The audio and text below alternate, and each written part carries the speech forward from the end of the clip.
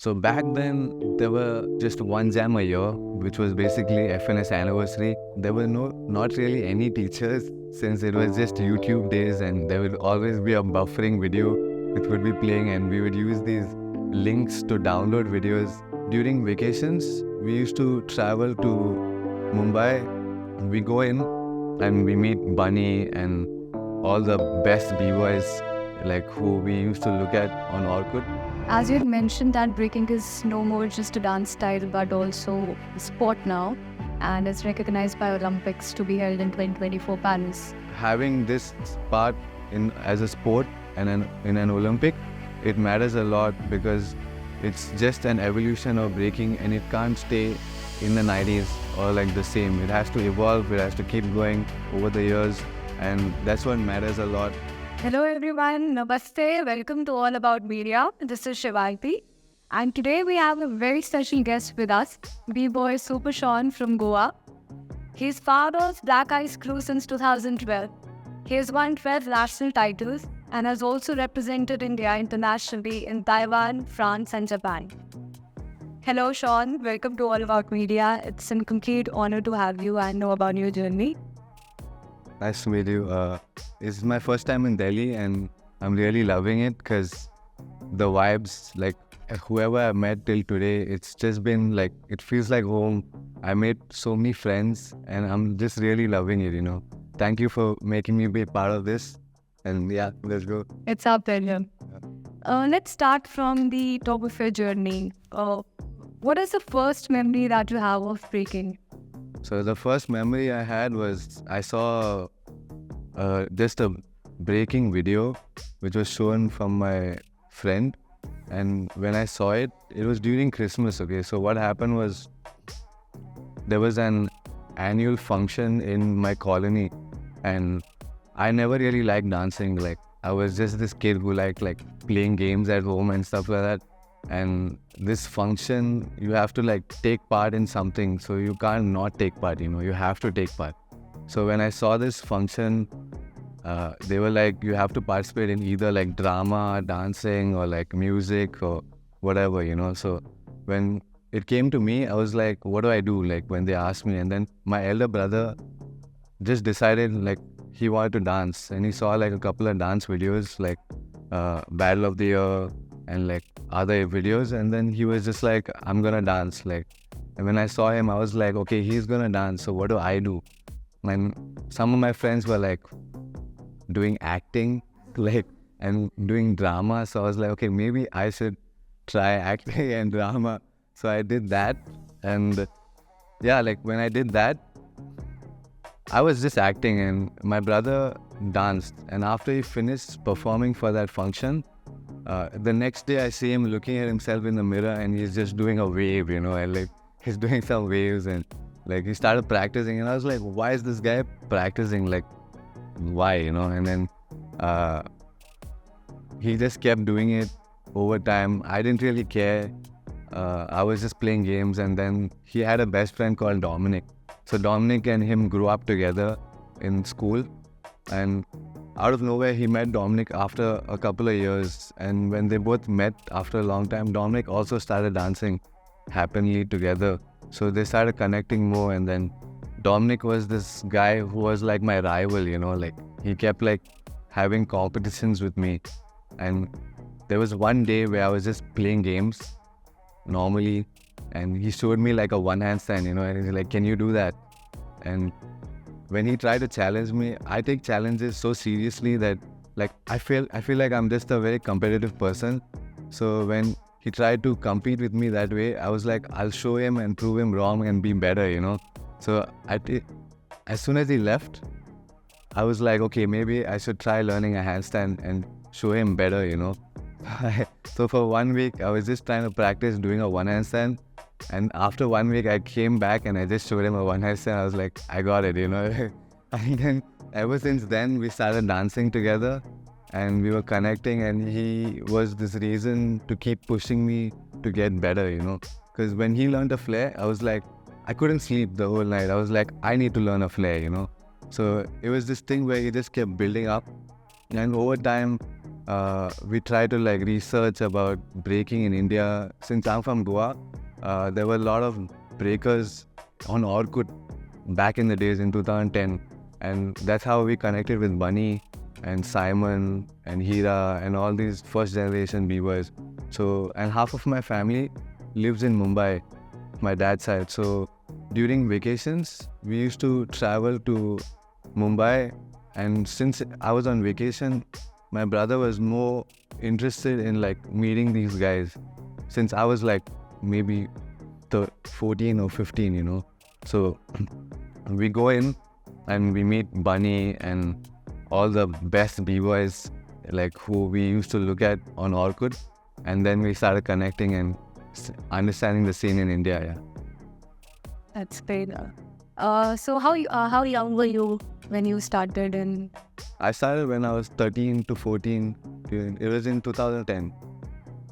so how was the scene back then if you compare it to what the scene is right now?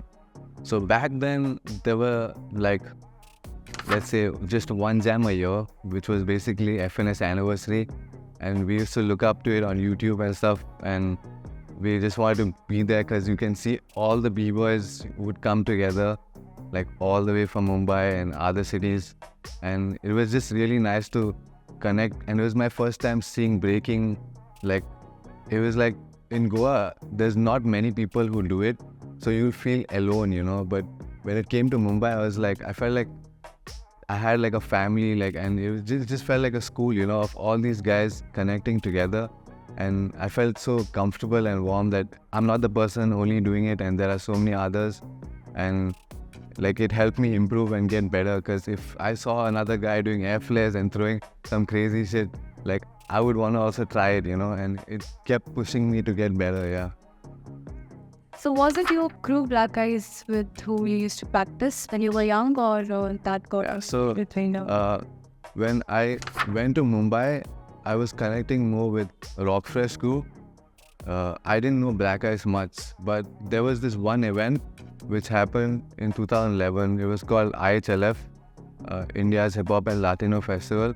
I heard like there was going to be B-Boy Choco and B-Boy Pellegrino was coming to Bangalore to judge a solo breaking jam. And my brother was like so interested in going for it. So we planned a trip and we took a bus and we were like, let's go battle here and just check it out. And I wanted to learn from Pellegrino since I used to see him on YouTube, and it was like a dream come true, you know, to meet some crazy B-boy in front of me. So we planned this trip, we went there. That's when the first time I met Nasir. He's like the leader of Black Eyes. So I met him there and we connected so well that he felt like family to me, you know, the first time I met him. And I was like 15.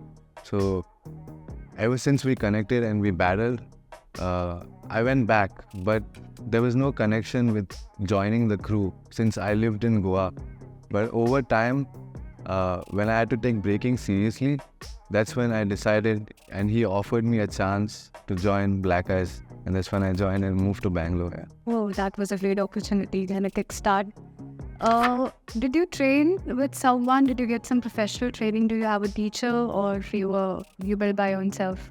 So back then, there were not really any teachers, since it was just YouTube days, and there would always be a buffering video that would be playing, and we would use these links to download videos so we could watch it and just watch battles at home and like try to just observe and learn.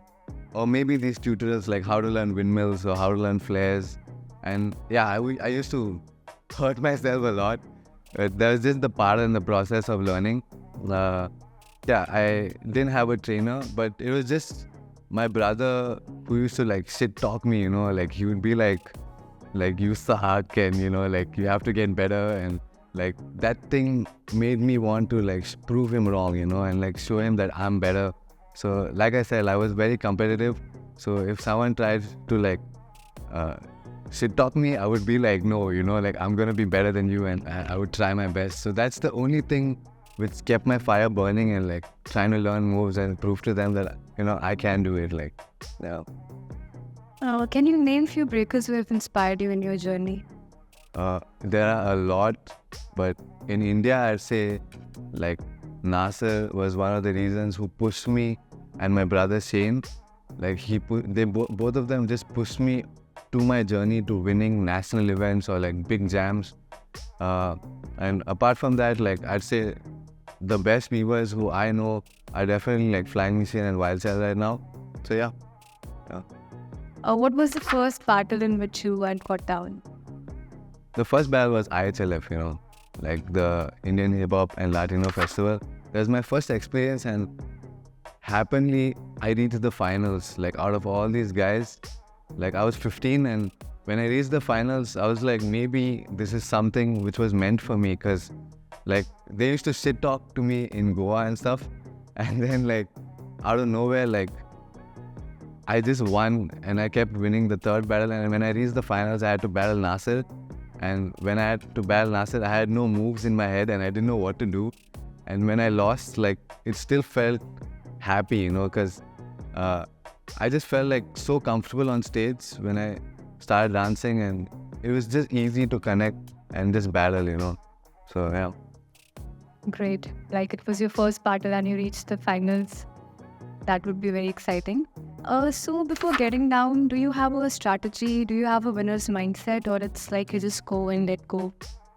So yeah, of course, any b-boy I'd say would have a winner's mindset, but you have to try to balance it, because if you think about winning, then you'll definitely lose, because the main part about like breaking, or you just have one round or like 2 rounds, to throw in there. So it's more importantly to be like on the music and have fun and be natural. And I'd say like it's very hard to be natural nowadays.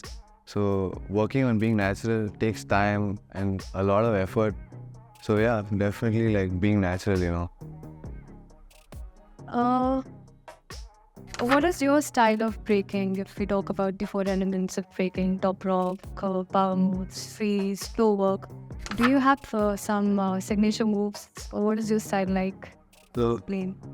I mainly like flowing. Like if you notice, I just like something smooth, clean, and never messing up, because that's something which makes me enjoy breaking, and I feel more free, and like I just want to have control with my body and the movement of this dance.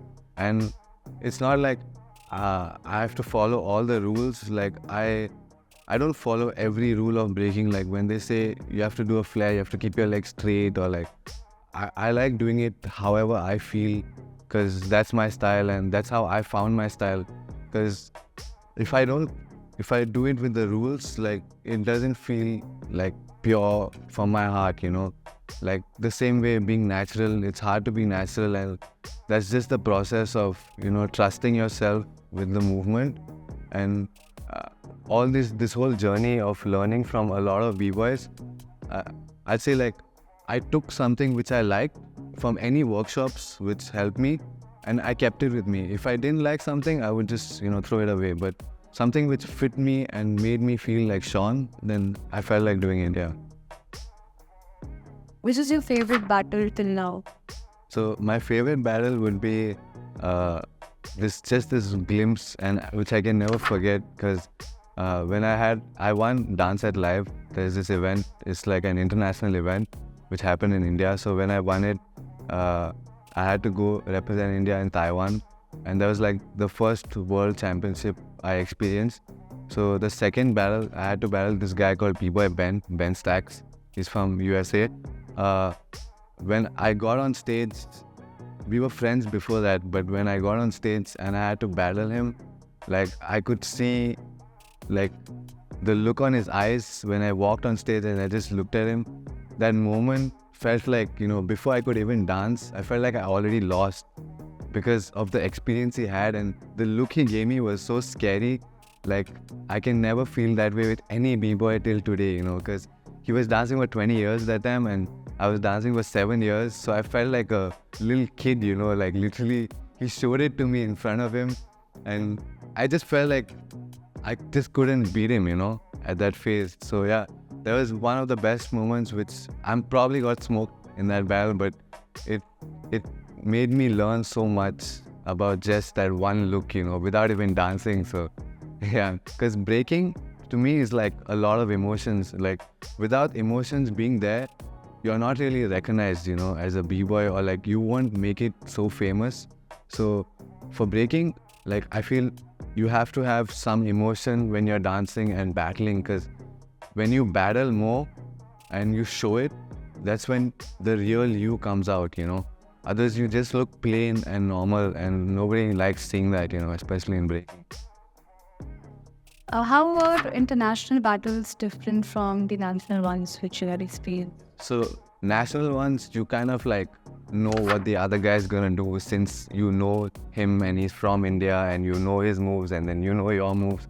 So it's like easy to strategize. But when you're battling internationally, it's something which teaches you that, whoever the guy is in front of you, he might be famous, he might not, but when you're battling someone, the first round, it's like you either go hard or go home, because if you stay and you think of saving moves, you're gonna get smoked, because he's gonna throw out all his best moves, because he's scared if he loses and you're scared if you lose in the first round. So it's always good to like just go hard.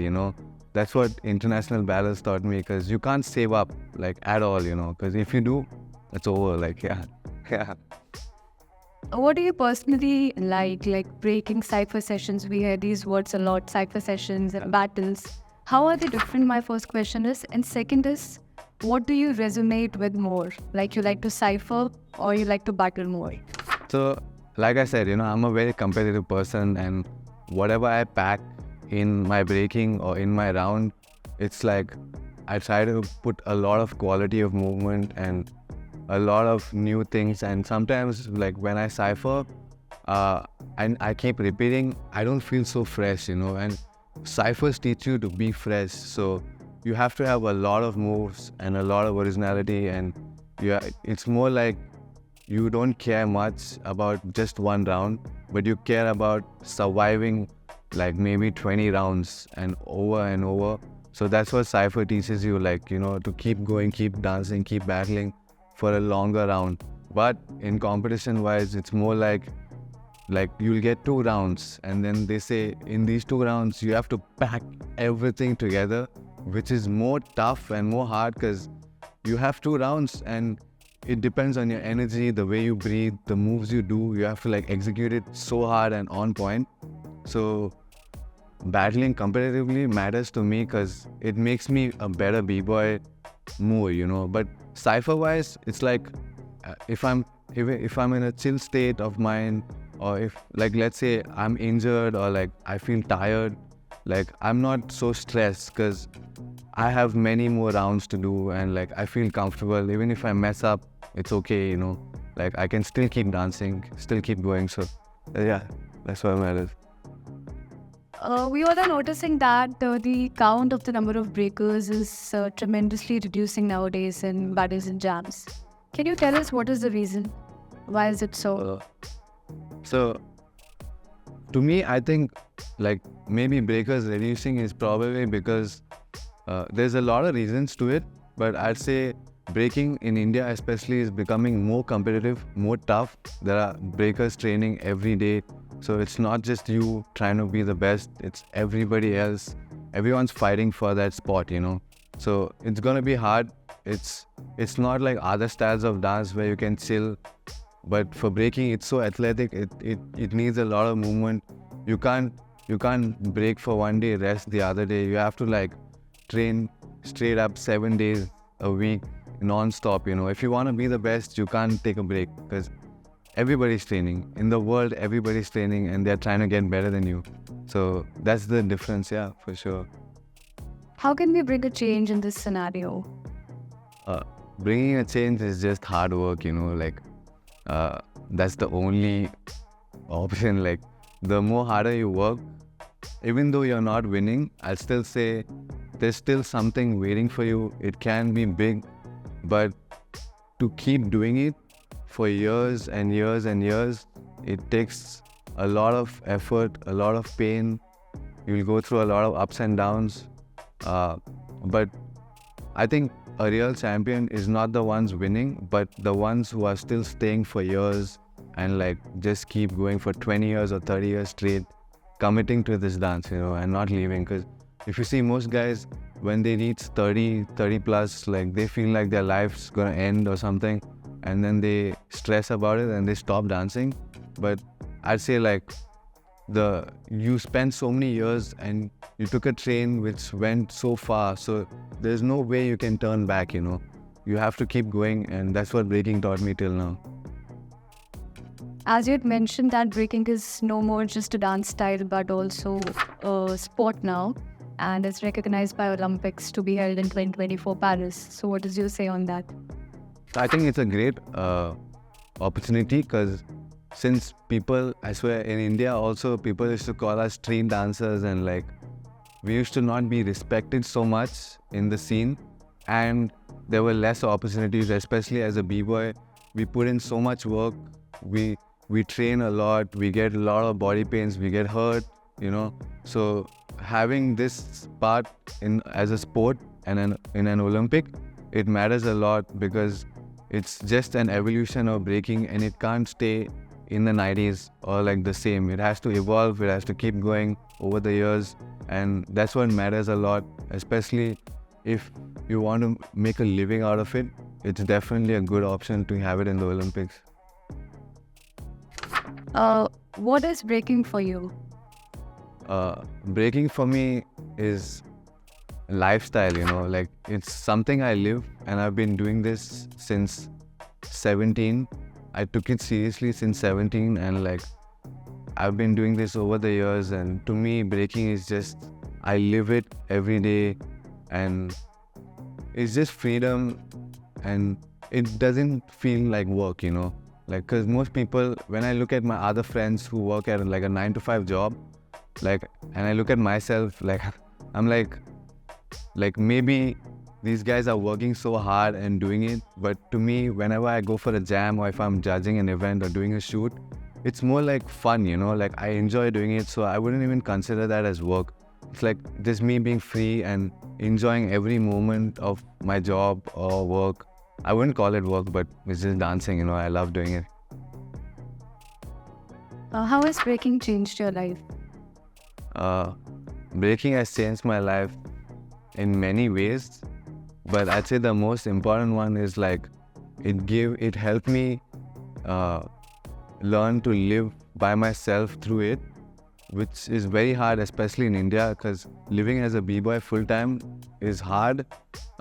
It takes a lot of effort, and to focus on making money but at the same time breaking, to balance these two things, especially competitively and making money, it's hard. But over the years, it teaches you a lot. And since I was doing it since 14, like when I was 14 and I was a bit younger, like it was just competitive mode, but over time it changes. It makes you learn about, trying to market yourself better. And some people don't get it, but as a b-boy, it's more like a job where you promote yourself, you show yourself out there. Because if you don't put up content or post videos about yourself, then nobody's gonna know you and you're not gonna get work. So it is important to show yourself, show your style, and let people know how good you are, Yeah. You had recently represented in Battle of the Year in Japan, so how was the experience like, the crew? The experience was wonderful. I had a great time. I learned so much from this event that I'm so motivated, and especially like since like when you're in one place and you just train every day constantly, you kind of lose that motivation to like work hard, because there are not much opportunities, especially in India. There's very less big opportunities to send you abroad and represent India. So it feels very less motivated to practice. But like when you travel for a jam abroad and you see all these breakers so good, so crazy, that I'm so motivated after coming back that I just want to go home and just keep practicing, keep getting better, and yeah, like just increase the level. So next time I know when I'm at that stage again, I know I can do better, and I felt it, Yeah. And one last question, any piece of advice that you would like to give to the new generation breakers? Yeah. Just have fun, enjoy the movement of life, because you can never control it, Like when you lose, you win. It's just forgotten. It's gone. But the most important thing is the moment and you having fun with it, because that's the only thing you remember the most. Because most people like just think about just the win or like just the goal, but they don't understand there's the journey to it. The journey to it is the best journey ever, because you have a story to tell, and that story matters the most to you, and you can tell it to everybody, and it's like the best way to connect. Because when I meet b-boys and I ask them also like about their journey, and when I tell them about mine, it's like we connect so well that we, even though we don't know each other, like when I meet someone from abroad, like anyone, any b-boy who I don't know as a person, but then when I just see him dance and we talk about how we connected to dancing, we become one, and we become so close that we become best friends in just one day, which is impossible for a normal human being to do that. So that's what matters the most. Thank you so much, Shawn, for your time. Thank you so much. Such an honor to have you with us. Thank you so much for inviting me for this interview. Like, I had a wonderful time talking, and yeah, subscribe to that channel.